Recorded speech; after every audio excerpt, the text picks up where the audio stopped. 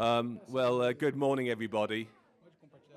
We're going to carry on now with the next stage of this morning's session, which is the book launch of the book which you can see right here. Please take your seats. Which is the Oxford Handbook of the Brazilian Economy. And like in the case of a session, we'd like to dedicate this launch to our late friend and colleague, Professor Werner Baer, who played a very important part in the early stages of this volume's preparation. Now, why did we put this book together? Well, it seems there are a number of needs. The first need was a volume that would cover multiple aspects of Brazil's economic reality, do so in an academically rigorous manner, but in an accessible manner, and deal with Brazil's fundamental structural challenges, trying to understand what's driving the economy, what's holding it back, and in terms of policy, what might need to be done in the future. So this all got going in 2015 while Werner was still with us. Werner passed in March of 2016, and then it fell to my colleague Carlos Arzoni and I to pick up the baton and keep it going, which we did, but in the tradition of Cecil B. DeMille, with a cast of thousands. And you can see this, which looks like a mosaic or something. In fact, it's the logos of the institutions of all the colleagues who participated in this volume. And you can see they're from all over the place, Europe, here in the United States, but of course most of all in Brazil. I just want to walk you through the chapter structure a bit. There were handouts which show this. You'll cut out and take home copies if you want to see what's in the book. But we begin with a broad introduction, and then we get into a section dealing with the historical development of Brazil's economy, the kind of mini economic history, as it were, to place everything in context. We then look at macroeconomic policy and institutions, the banking system, which came up, of course, in the discussion just now, the development bank, which came up, of course, in discussion just now. Then we go on to look at the productive sectors, manufacturing, industry, but also agriculture, and we give that a really detailed treatment. I mean, the focus of this book is very much on the supply side, which was an area where Werner Baer had a particular interest. Werner Baer was one of these people who believed that looking at an economy is like trying to fix a car. You need to lift the hood and then get your hands dirty and get out all the little bits and try to put it back together again. So it was in that spirit that this book is unashamedly about detail, sector, and a lot of content there. We then have something on Brazil's regions, which Carlos will talk about a little bit later on, this specialized area. And then a lot on the socioeconomic dimensions, on Bolsa Familia, income distribution, poverty, and so on. We then have a section that deals with Brazil and the world economy. How does Brazil integrate with the global whole? Trade reform, investment reform, competitiveness, all of these kinds of issues are covered in some detail and in quite a disaggregated way. And then we go on to look at the changing role of the state. And we round off, significantly enough, with a chapter on corruption, which was a late addition to the book. Okay? Obviously, when we started preparing this book, the world looked slightly different to the way the world looks now. So we wanted to appear very sagacious, as if we'd completely internalized all of this at the very outset. So we included a chapter on corruption, multi-agency approaches to corruption, and the economic impacts. So what are the objectives of this book? Well, they can be summarized threefold. Firstly, to provide an understanding of the economy's evolution over time. I'm just going to get a little bit more excitable now. And the connection of the current characteristics to this. Second, to portray and explain Brazil's broader place in the global economy and consider the ways in which this role has changed and is likely to change over coming years. And third, to provide an understanding not only of how one of the world's key economies has developed and transformed itself, but also of the ways in which this process has yet to be completed. So in other words, it's the unmet challenges, the gaps, Why is Brazil performing the way it is? Why is Brazil underperforming? So I think this tallies very well with the presentations we've had this morning.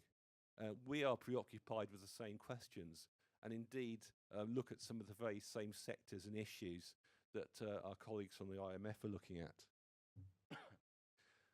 So let's begin by characterizing the long-run evolution of Brazil's economy, at the risk of some overlap with this morning, so I'm not going to go into it in laborious detail, other than just to kick things off, looking at the cover there, which I think was one of the things we had to debate over, which was the right colour scheme for this, but that's Botafogo, by the way.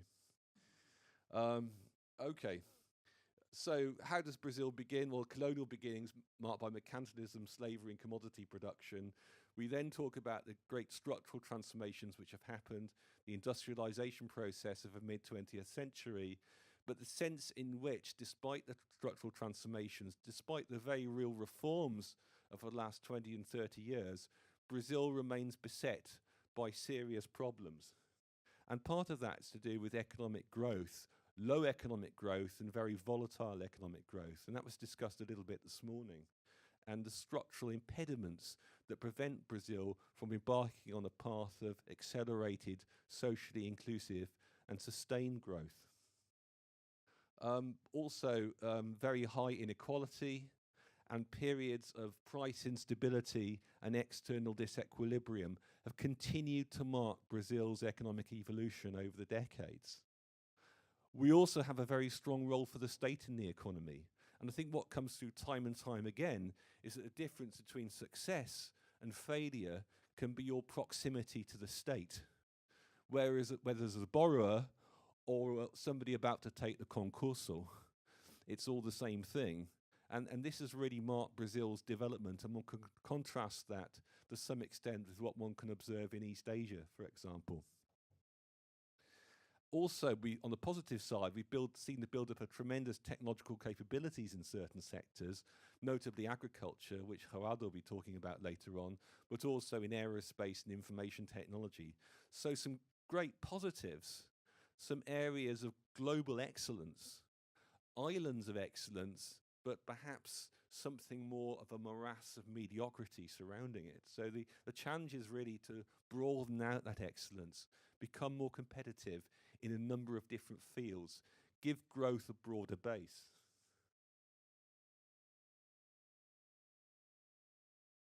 And one of the great features of Brazil is, of course, regional inequality. It's not just personal income inequality, it's regional inequality. This map illustrates the point in quite a pithy way, and it's taken from Carlos Arzoni's chapter. And of course, I will leave Carlos to discuss that in a few moments. Progress was, of course, significantly made on poverty and interpersonal inequality, as we can see here, which traces the evolution of a situation from 1992 through to 2014. But we know that subsequent to 2014, these trends have reversed themselves. And it seems one of the challenges for the new administration is to try to resume progress here. And the big question is, to what extent are they willing or able to do that? Okay. In terms of changing the place in the global economy, the interesting point is that over the past few years, Brazil has increasingly moved towards being a commodity-based export economy. So whereas it had quite a diversified export base, or moving towards that at least in the 1960s and 1970s, there's been a reversion towards concentration on minerals exports, agricultural exports, and so on and so forth. So that's one feature. But the other feature, which you might be able to observe from this chart, is that Brazil is actually not very export intensive compared with other economies or comparable economies. And if we're trying to understand what is retarding growth in Brazil, perhaps a good place to begin looking is the relatively closed nature of Brazil's economy. So if we sum exports and imports and divide GDP, we find that Brazil, by global standards, remains quite a closed place. And the question is whether the new administration, which appears more wedded to the idea of trade openness, whether it will be able to move the needle on this really important metric. So, of course, there are a number of unaddressed challenges. broadening competitive strength I've already mentioned. But another one, harking back to the presentations this morning, is to boost productivity growth. And it's here that we see another red light flashing in the cockpit. And we can see the extent to which Brazil's productivity growth has been, which is this dark, well, it's black line here, has been somewhat anemic compared with other comparable economies. For example, this dotted line here, which we can see arcing away into the stratosphere, that's South Korea, okay? This line here is India, okay? So the point I'm trying to make, which that chart tries to make it as best it can in monochrome, which is what all the publishers allowed us, is that Brazil remains to some extent constrained by a productivity growth issue. And the question is, well, how can we raise rates of productivity growth? And quite obviously, one important place to start is education, which is a key challenge. One of our chapters by Claudio Moro Castro looks at that very thing, looks at metrics of educational attainment, considers the progress, the real progress which has been made by Brazil in raising educational attainment, but points out that according to the PISA rankings, Brazil still has an awful long way to go. And of course, it's one thing to secure excellence in formal education or PISA rankings, but translating that into productivity, translating that into innovation has always been the big challenge. Leading the horse of education, innovation, and human capital to the water of innovation and productivity growth. This is, of course, a central feature in the innovation studies literature. But Brazil is going to have to tackle that very clearly. And another key issue it's going to have to tackle, and I think this was referred to this morning, and I know that the IMF have done some work on this. I remember coming across a paper, is on infrastructure. And Brazil lags well behind its international counterparts in terms of investment in infrastructure, but also in terms of the quality of infrastructure which exists. And this is something which holds back exports. This is something which holds back productivity. This is something which constrains the diversification of the economy. And the question is, well, how are we going to unlock infrastructure? Will reform of the National Development Bank help here? Will reform of the banking system help here? Will regulatory reform help here? And these are the sorts of debates which have been going on for some while now, and perhaps we have the real chance of being able to do something concrete across these dimensions, and maybe that's somewhere the questions could follow afterwards. Let's see. But in doing a lot of these things, of course, we're going to require some fiscal space, some fiscal room for maneuver. And that's what we don't really have for reasons that were made quite clear this morning. Brazil remains fiscally very, very constrained. And in order to open up that space, that's why we need pension reform, okay? That's why also we need interest rates to continue to fall so that space is opened up for discretionary spending. It's extremely important. And another key thing which is going to have to be addressed, of course, is the state-business relationship. In particular, the need to overcome corruption and to reduce, as it were, transactions costs in the economy, to increase transparency and accountability in a way that doesn't just satisfy ethical concerns that we may have, but directly contributes to the efficiency of economic activity. It's extremely important, and chapter 35, our very last chapter, deals with that enormous issue. And I think it's presumably an interesting signal that the former prosecutor in Lava Jato, Sergio Moro, has been appointed justice minister by the new administration. So what does that signal? Well, one argument is it signals a renewed commitment to pushing ahead against corruption. Others would take a different view. Again, maybe we can have a debate about that later on. So I'm going to stop talking for a few minutes, and I'm going to hand over to my colleague Geraldo Martha, who's going to talk about one of the sectors that we look at in this book, which is the agricultural sector. He will be followed by Carlos Azzoni, who will talk about the regional dimension of Brazil's economic development. And then I will finally wrap things up with hopefully a few hopeful remarks. So I'm going to hand over to Geraldo. Thank you, Ed. Okay.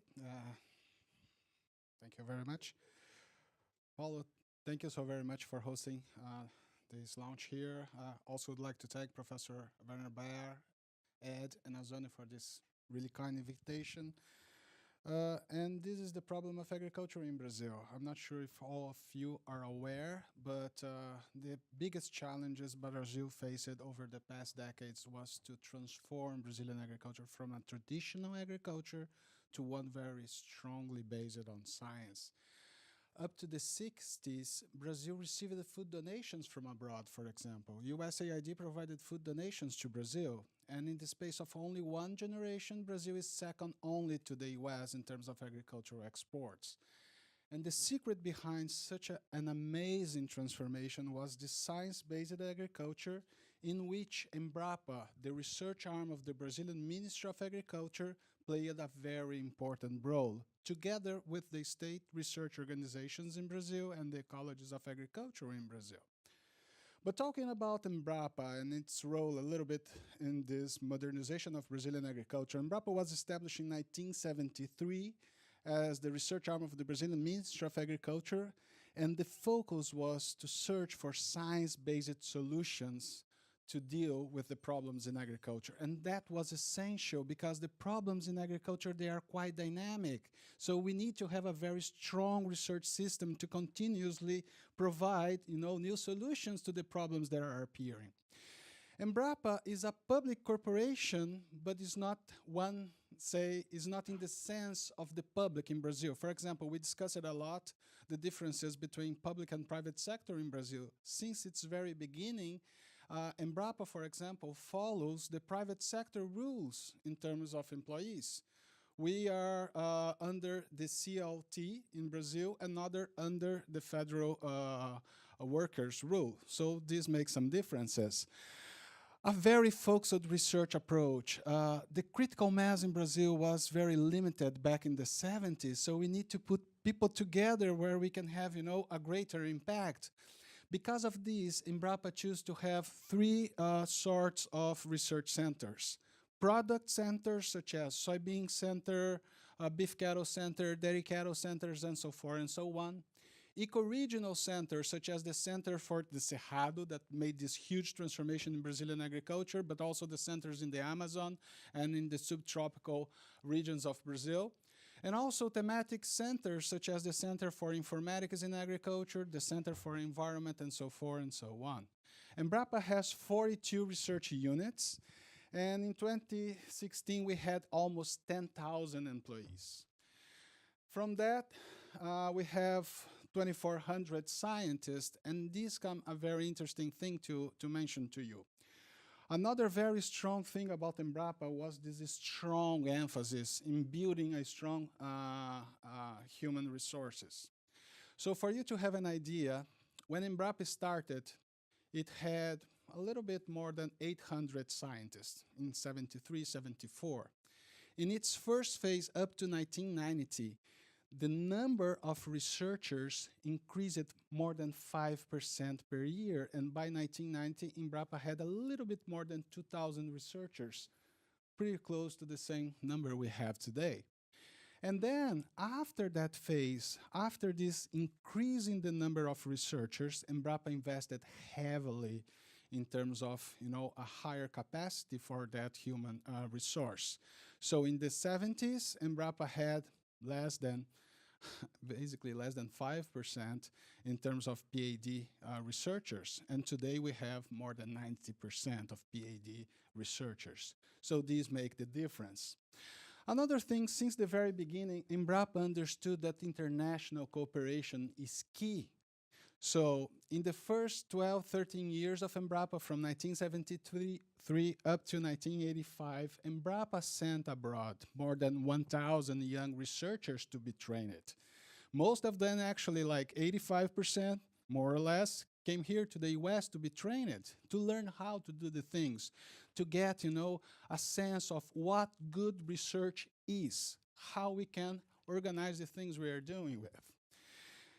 And then another thing, since the very beginning, Embrapa paid a lot of attention in terms of its return to society. And over the past 20 years, for each dollar Brazilian society invested into Embrapa, Embrapa has returned $11 to Brazilian society. So, a kind of summarizing this situation, Embrapa is central to the agricultural research system in Brazil, but also we have the important influence of state research organizations and agricultural colleges. But I would like to emphasize this point here. In the 80s, Brazilian agriculture was already investing 1.2% of the agricultural GDP. That same level is the level the Brazilian economy as a whole is investing today. And over the past 25 years, Brazilian agriculture has been investing close to 2% of the agricultural GDP in terms of research, and this has been making a lot of difference. For example, in terms of productivity, a few examples. Over the past decades, cotton has increased yields by 11 times. Beef cattle by more than 6 times. Corn by more than 4, soybean by more than 4, and that is the big transformation in Brazilian agriculture, a strong focus in terms of productivity gains. And it was mentioned this morning that not only, of course, a partial productivity of land is important, it's important to consider the total factor productivity. And for you to have an idea, in the 60s, the total factor productivity in Brazilian agriculture was 0.17%. Over the past 15 years, it's 3.15%. No major agriculture in the world has a higher rate of growth in terms of total factor productivity than Brazilian agriculture.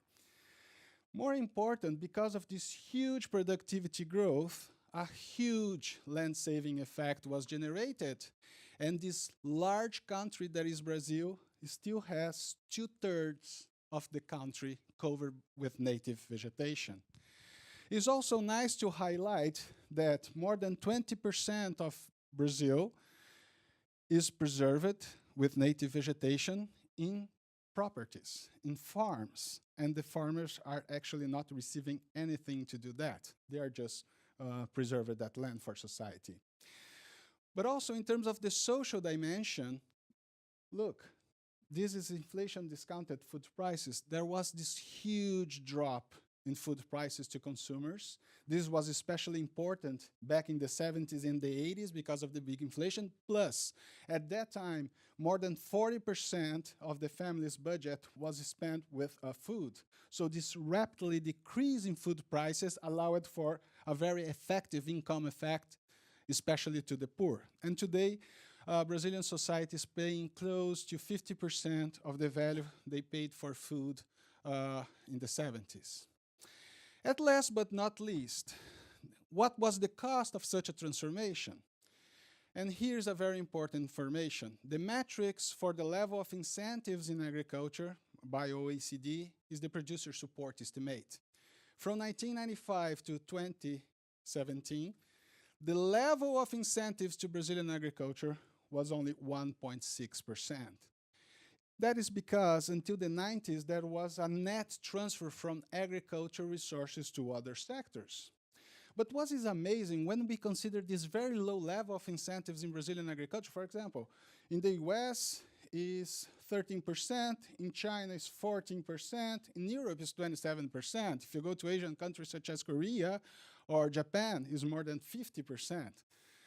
But the amazing thing is, farmers, they will promptly respond to market signals because there is no incentive for them to make decisions. And this is very important when studying Brazilian agriculture. Trying to put some thoughts to finish this brief talk. Challenges for the future, huge. On the demand side, on the supply side, but remarkable scientific advantages are taking place. For example, research from Embrapa with soybean. That's what we discussed it here at the Wilson Center a few months ago. We know a lot about the soybean plant, right? So Embrapa partnered with Fiocruz in Brazil and NIH here in the US. And that team, they changed the soybean plant, genetically engineered the soybean plant. And the soybean plant is producing substances to treat HIV. This is huge. This is amazing. That's what we call biofactory. Instead of producing those substances in a factory, we are using the plants to produce those substances. Just a quick example of that. Another thing that I would like to research, I would like to highlight just to finish. Brazilian agriculture has today 68% of the agricultural product in Brazil is explained by technology, 68%.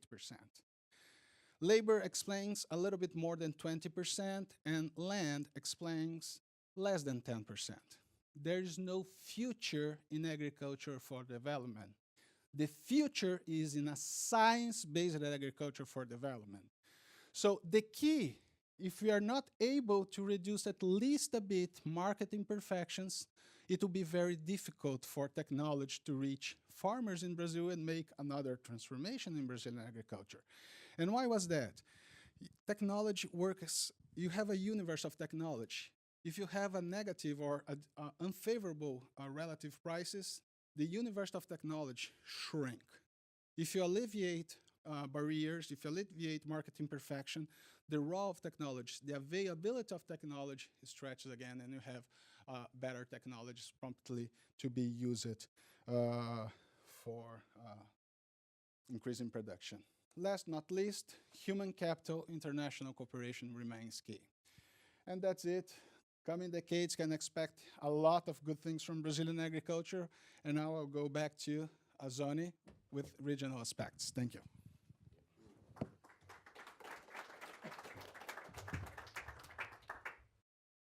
Good morning. My name is Carlos Azoni, University of São Paulo. I also would like to thank the invitation to present our thoughts here and also pay a tribute to my dear friend Werner Baer, whose book is all his idea and endeavor. We just carried on. I'm talking about regional aspects. As you know, Brazil is a big country. I don't have to pray to the core. But it's few people know that or think about it is the size of U.S., continental U.S., or the size of the Europe of the 15. It's huge. It's huge north-south. North-south, this is what makes regional inequalities happen because of weather and so. So this is a chapter with Eduardo Haddad. So we have huge disparities. We can look at it by concentration or inequality. The first thing I will present is concentration. I use the center of gravity, which is the average latitude and longitude weighted by the share in GDP. So in one specific year, it means nothing, but we observe the movement of the center, and it is pulled by the shares on GDP. So if we show it, as everything in Brazil happens in Minas Gerais, you know. So the center is in Minas Gerais, but as I tell my co-author is from Minas Gerais, and she's very brags about Minas. I said, well, it doesn't matter anything. The movement is what matters. So whenever, this is the Northeast, the poorest part, and our regional problem, as we call o problema regional. So we need the point to move northwest, right? Let's see what happened. Starting in 1939, which is the first year we can have it, we have the 50s going southeast, and then the 60s going north, and then we have the Brazilian miracle going southeast again, and then we have the right after the Brazilian miracle, going left, going west. Then we have the lost decade. We have more going to the west, pulled by agriculture, as Geraldo mentioned. And then in this century, we have now, for the first time, is going on the expected direction, and I could put an arrow there, not any adjustment, econometric adjustment, just illustrating arrow. So only now, after many centuries, as a matter of fact, Alexander Rands has the other chapter on regional aspects. It's only on the Northeast. He has a nice exercise to showing the share of the Northeast income on Brazilian GDP. It never, well, it was good until 1700. And then after the gold rush in Minas Gerais, it decreased. And for this period, it never reached half the Brazilian per capita income level. And that includes the Northeast. That means that it's even farther than the other states, especially in the South. So this is about GDP, so it's production. Let's see about how it works by sector. So in the upper left corner is the same picture, is total GDP. I wonder if I have, oh, I do. It doesn't show. In the center up is agriculture, and the right top is manufacturing. So in manufacturing and agriculture, we don't have the northeast trend about the same time period. What we have in the lower left and lower center is commerce and services.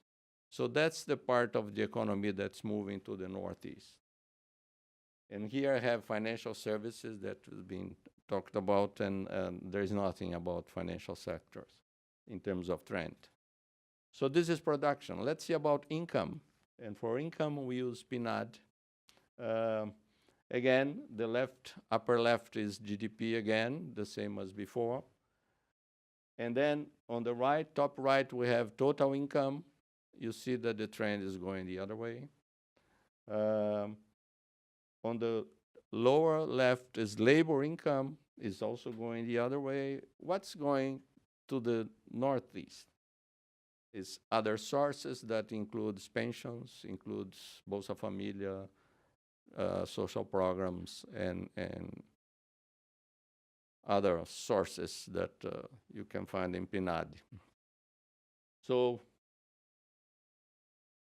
we can see this also by income class. We've been discussing how inequality is a big issue. Again, the upper left is total income. Then we have the center top is the three lowest deciles, 30% lowest income levels. They are going to the Northeast. And the income is growing. Lower left is from 61 to 90.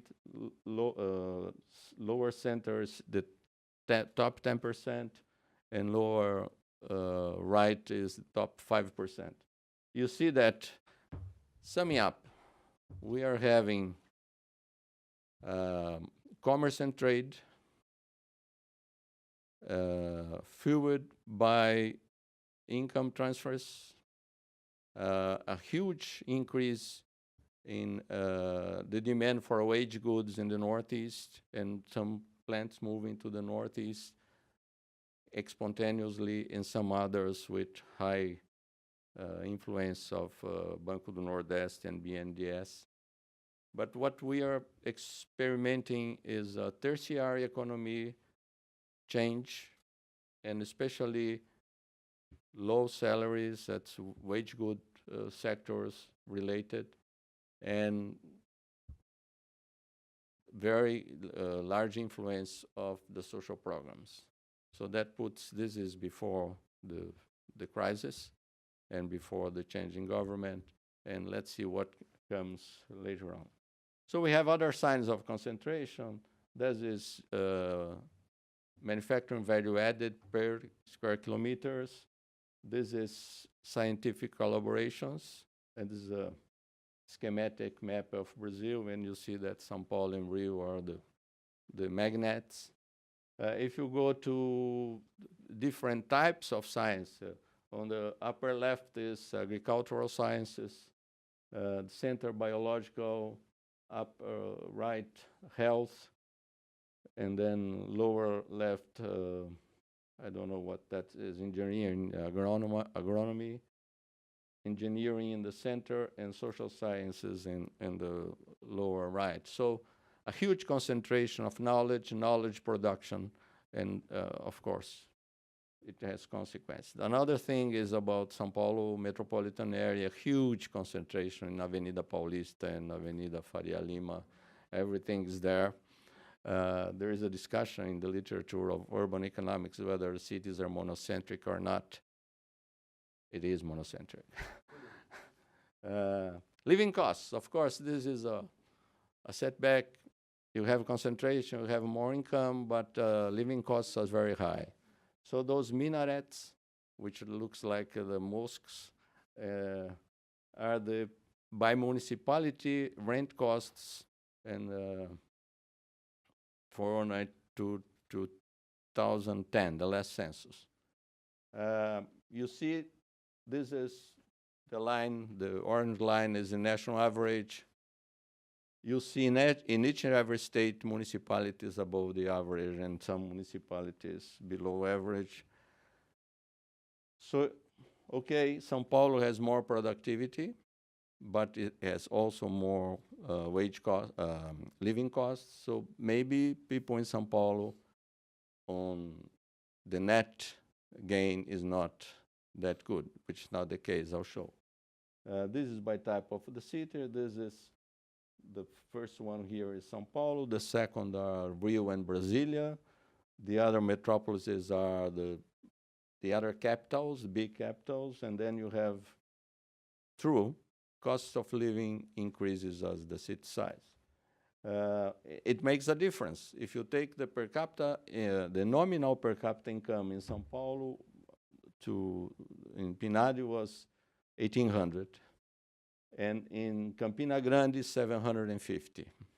So it's a huge difference. But when you consider that Campina Grande is very cheap to live, São Paulo very expensive to live, the difference is Campina Grande used to, a person in Campina Grande used to have 42% of the nominal income of São Paulo, but in terms of real income or purchasing power is 87%. And the Gini is much lower if you take the corrected income. So does difference in cost of living equalize well-being in the country? Not quite so. I will show you soon. This is the total, it's total factor productivity in agriculture in 2006, the last census, before the one that's in the field. This is manufacturing productivity. You see that only one region in Bahia is better than São Paulo in terms of total factor productivity, and there you have 4 big guys in agribusiness. And some are the same as Metro, and then all the others are worse than São Paulo Metro. There is a concentration of productivity too. And this is returns to agglomeration. Does it pay to have a company in São Paulo, for instance? What's the profit? What's the upside if we know we have to pay higher salaries in São Paulo? So we are dealing with the private sector only RISE data. So this is the 27 largest labor market areas. We are not talking about cities here. It's a labor market area. It's commuting to work and study. So those are the highest. If you take Campinas and São Paulo, the wage level is 44% above the other non-labor market areas. If you control for the quality of workers present in those places, the difference are much lower. Brasilia, for instance, is 9% above average, given the quality of workers. Still, it pays more than it should for the quality of workers. We've been talking about that before, right? This public workers. Although here is only private workers. However, there is a contamination in the labor market, of course. If you control for the type of firm present in those cities, the differences almost disappear, but some like Manaus is paying less than it should be, given the quality of the firms present there. If we control for both factors, I'm not getting into the details of this, and then typically you could say that what makes the productivity as seen by the wage levels in big cities is the quality of workers and the quality of firms. This by itself explains high productivity in those areas. However, our estimations show that if you double the city size, there is a gain in terms of productivity of around 10%, from 5 to 10, depending on the estimation. So concentration is good for productivity. So this brings one issue for regional policies. Okay, if we, as we discussed before, we need more productivity, maybe the best way to do this is through more concentration. And then you go again for the previous presentation when they talk about political possibilities. I don't think that's a way to go in terms of politics, of support for those measures. And then is by wage skill type. We show that the larger cities are the paradise for highly cognitive jobs and highly social skills demanding jobs, and not motor skills. Now talk about the final part of all the politics or policy. You all know the last election map. I will compare maps now. Now is HDI, Human Development Index, from 1991 to 2010. Huge increase, but still unequal. And now we can compare those. You can see that the colors are the opposite. So it's like the Northeast and the North, which are the poorest on the left map, all voted for the Labour Party in the second map.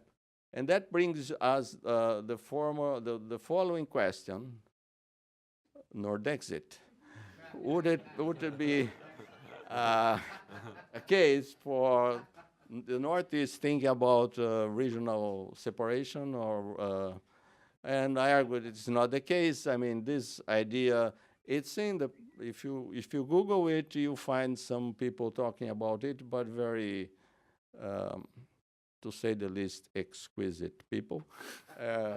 It's not an issue. Maybe in the South, Rio Grande do Sul, they have the joke that the best state in Brazil is Santa Catarina. And why? Because it separates us from the rest. So, but it's even in the Rio Grande do Sul is not a big issue, separatism. I'm jumping this, and I'm going to one issue of competitiveness, which is infrastructure. It was being mentioned before. So if you take the quantity and quality of road infrastructure, for instance, you can see a huge concentration in the state of São Paulo. Very good roads, been there probably, and you know that. And especially in the West is very low quality that lowers the competitiveness of our agricultural products. We did an exercise estimating total factor productivity with and without infrastructure. This is the gross total factor productivity. This is when we include infrastructure, and this is the shape of the loss of productivity by lack of infrastructure. It's very important in the North and Center-West, where the breadbasket of our economy, but some place else too. So the lack of infrastructure, the lack of a regional policy in terms of infrastructure is a regional policy itself, in the sense that it has regional consequences. So the last slide, what should it do? There is a huge debate in the literature about center-based or people-based or or place-based or centered. Well, you know, the history, and Alexandre Randes in the other chapter deals about regional policy, or history of regional policy in Brazil, and some assessments. Typically, subsidies to firms to move to the region. As I mentioned before, social programs. The Bolsa Familia, I have a paper on that. We have estimated it.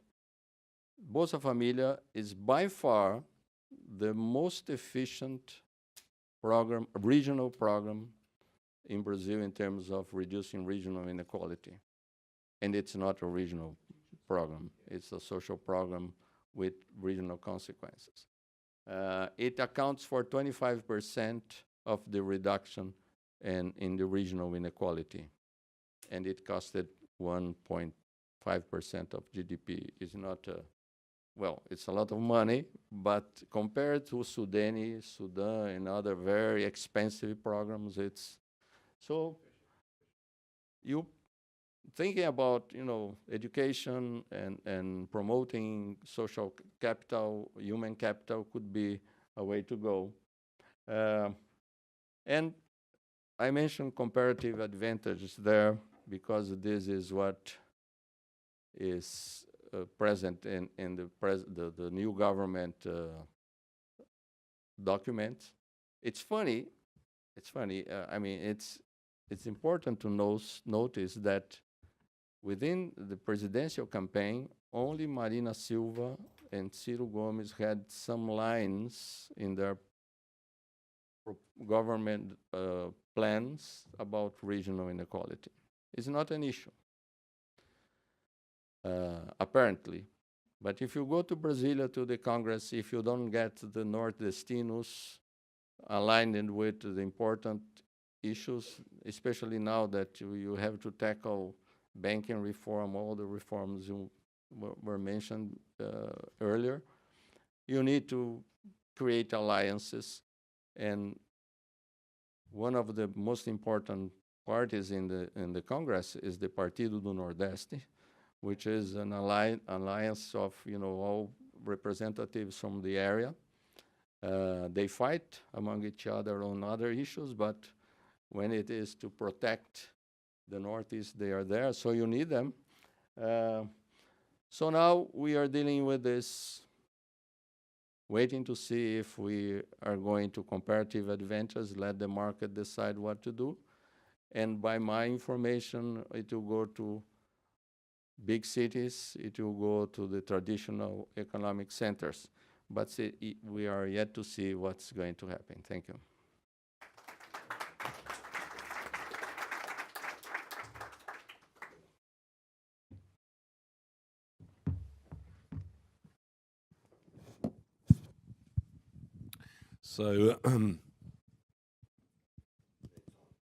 So yeah, now we get to the future, where we see things going from here under new President Jair Bolsonaro.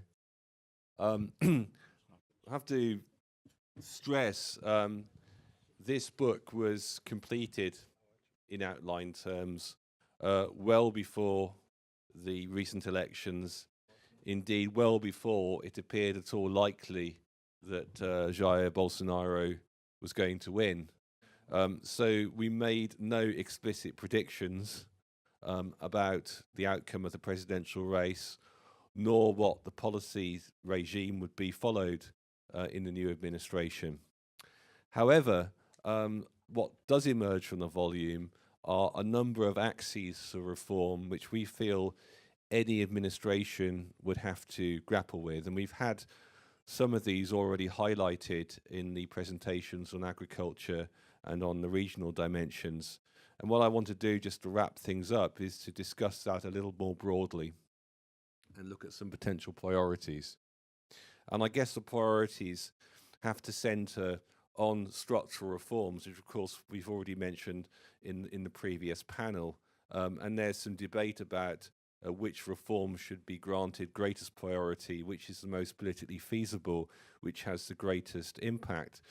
But the same reforms come up again and again and again, and we'll just discuss that.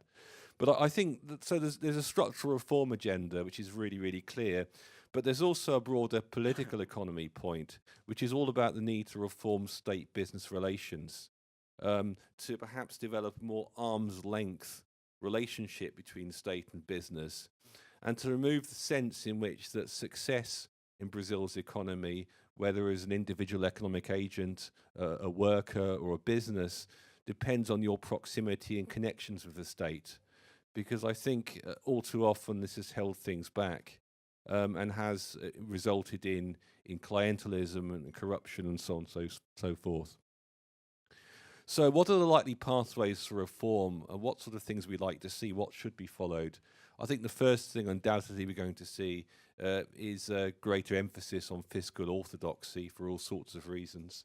And I think as that comes in, we're going to see a growth fillip, simply because I believe investor confidence will recuperate to the point where investment starts to ramp up, FDI begins to flow in again at an accelerated rate, and investors have got broad confidence in the macroeconomic stance of the new government. And I think that seems to be cemented in place by the appointment of Paulo Guedes as the new finance minister. And who knows, if rumours are to be believed, Joaquim Levy is a new director of the BNDES. So there are some pointers there. And I think the other thing that we're likely to see is increasing scope for private sector investment in infrastructure.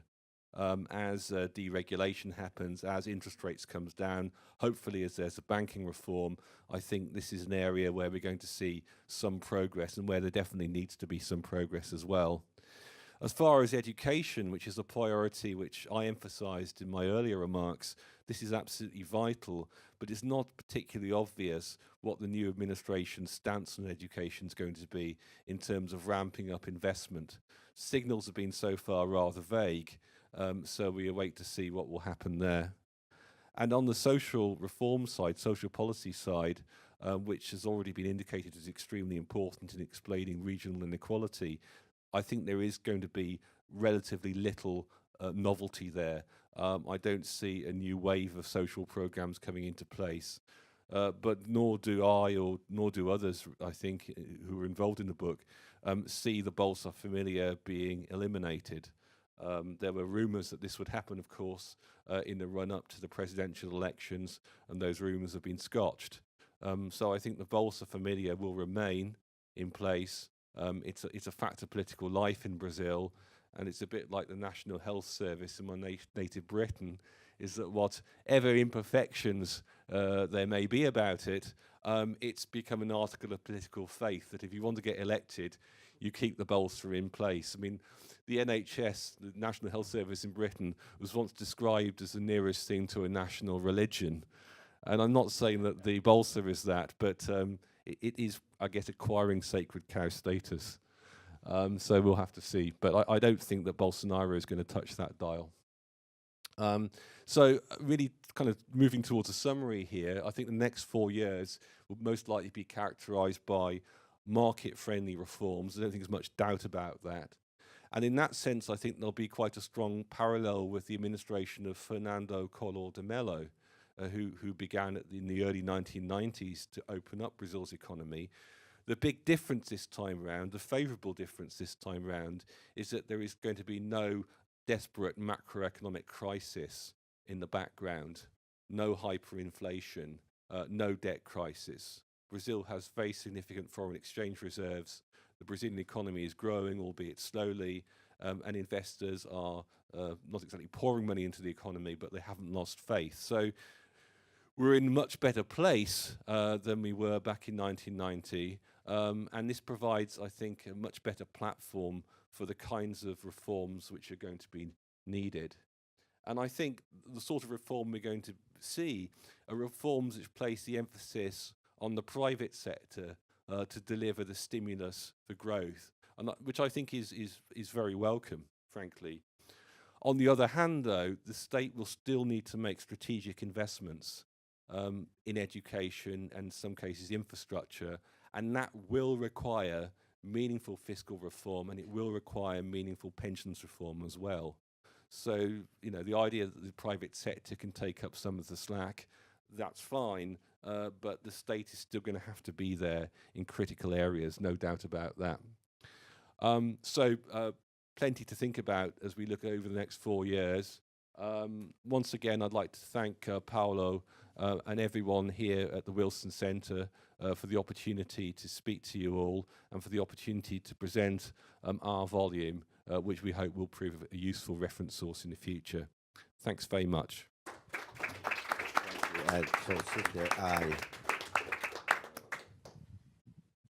The book is available online, and you should buy it. Please. And it cost 100, and I saw it where? Cost $140. Something like that. £95. It's less than a good dinner at a good restaurant. So lots of nourishment there. And I wanted to, well, do you have general questions for Geraldo, Carlos, and Ed?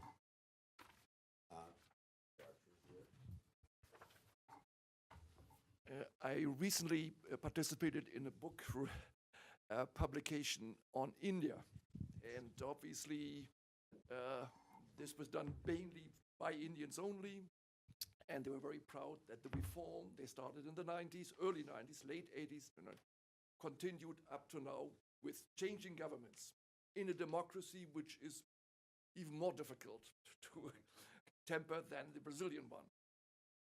Why is it not possible that this wonderful example of agriculture can be transposed, for example, to industry, which has shining examples of very productive factories, but overall is still highly protected? And you hear words like, what we need is export incentives, but protecting imports. I mean, with that philosophy, that sector will not just, play a role, and services do not have indeed the dynamics which other service sectors in other developing countries, particularly India again, have. And I wonder that those things have to be tackled. And what do you think about that? Can I add to that question? There is another example in Brazil that involves education, government focus at the beginning, high technology, which is Embraer, which is and international cooperation, which in agriculture with the United States mainly, on Embraer with the United States mainly. Embraer comes from a cooperation between the Air Force and MIT. That from that came the Technological Institute of the Air Force. From that came Embraer. Is fair to say that Embraer is the other example, or is that too specific?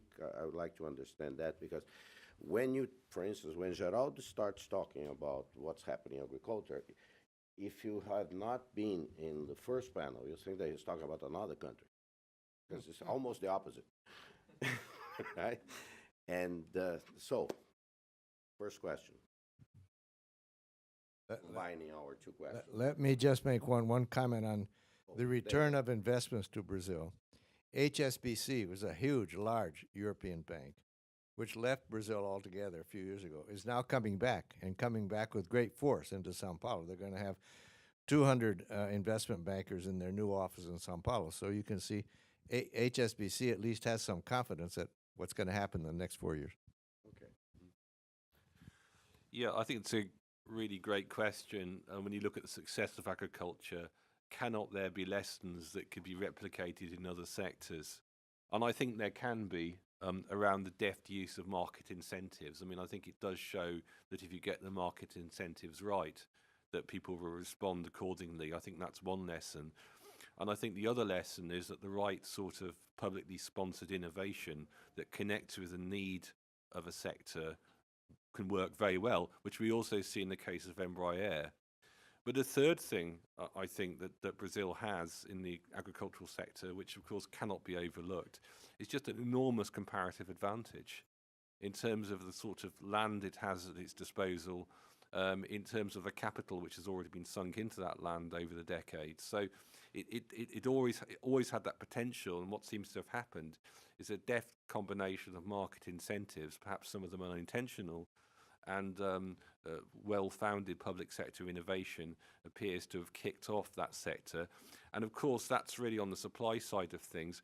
On the demand side of things, this has all coincided with a huge increase in demand for foodstuffs, especially in China, and especially for meat products and soy, which is where Brazil has been able to fill the gap. So that's one thing. I think the Embraer case gets a lot of attention, and I think there are a number of things one can learn from that.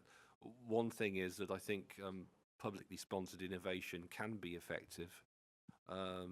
However, it can only be effective where it meshes with global market demand, and where the sort of innovation which takes place is increasingly internationally collaborative in nature, as we're seeing with the association between Embraer and Boeing and so on and so forth.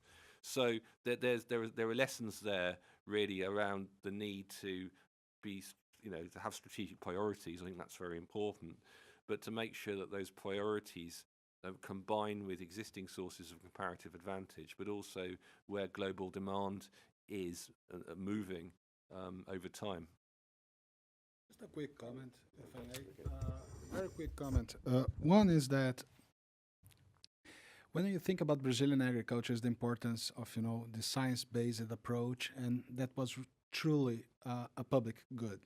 So this was very interesting, and you saw the level of incentives to Brazilian agriculture. So Brazil had to develop that. And the second quick comment, in terms of comparative advantages, we can't forget that by late 60s, early 70s, several experts from the US, from Europe, they said, okay, you can't produce anything here in the Cerrado, perhaps, a good subsistence agriculture. And then the government at that time said, okay, I can produce a subsistence agriculture here because I have this huge urban migration in Brazil, and if the prices of food goes up, all the strategy of industrialization will fail. But then we joined forces, some guys in Brazil with guys in the US and Europe, and we start developing this tropical agriculture. Brazil is the first case of a successful tropical agriculture. So I think this is important. We can build comparative advantages. But again, the secret behind Brazilian agriculture is a science-based approach. A quick comment on institutions. By now we know that Paulo Guedes has a big mouth, right? He speaks about things I think he should be silent. Anyhow, he had this line that he will save the industry in spite of the industrialists. Or you want to say that he's going to save the manufacturing from the manufacturers. And if you look at the representation of manufacturing in Brazil, Fiesp, FIENG, all the state association, or CNI, and if you look at the history of entrepreneurship in Brazil, Jacques Markovitch has 3 wonderful books on case studies, and all of those cases of success of Brazilian industrialists are heavily dependent on government deals. So some association with government, some of it we don't know, are touching the illegal part. So I think manufacturing in Brazil, especially with the leadership, the national manufacturer in Brazil typically is a person that pleads for subsidies or some protection. And we cannot compete with China. We need to be protected. And as far as you do that, you are immobile, you cannot go further. So a sort of cooperation between the manufacturers with a good eye for the future and government must come into place. So far what we have is an alliance of that kind of industrialist, and typically they are able to appoint the Ministry of Industry. And there is a very bad alliance, and we have to cut that. And if we can do that, then we might have chance to have other Embraers or Embrapas. Well, thank you. Marcelo, last question because we have to move on to the final. Geraldo, how you explain the impressive performance of Embrapa in a country with so big political pressure? How was it possible to be saved Embrapa? What explain? One thing that explains Embrapa is the commitment of the Brazilian government. I had the privilege of writing this chapter with Eliseu Alves, who is one of the founders of Embrapa. And he generally jokes that if Embrapa, the idea of Embrapa started a few years earlier, or perhaps a few years later, Embrapa wouldn't be this case of successful innovation. You need to understand that in the beginning, we didn't have tropical agricultural deliverables, right? So Embrapa started to bring something from the temperate regions and try to adapt, because you need to have some low-hanging fruits in every project.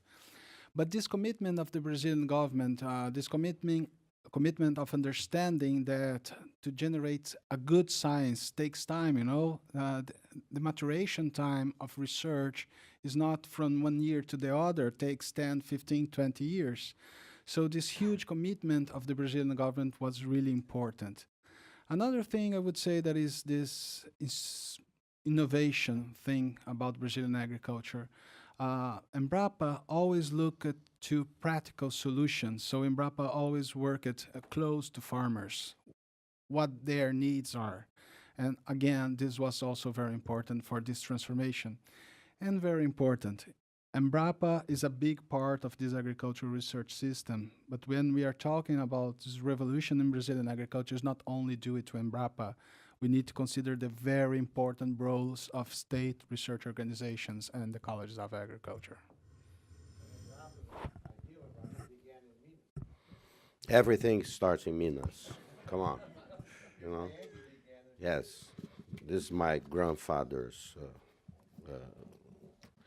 place. So, again, Minas Gerais rules. Now, thank you very much, Ed, Carlos, and Geraldo, for this wonderful presentation. And we will give it 5 minutes and start on the last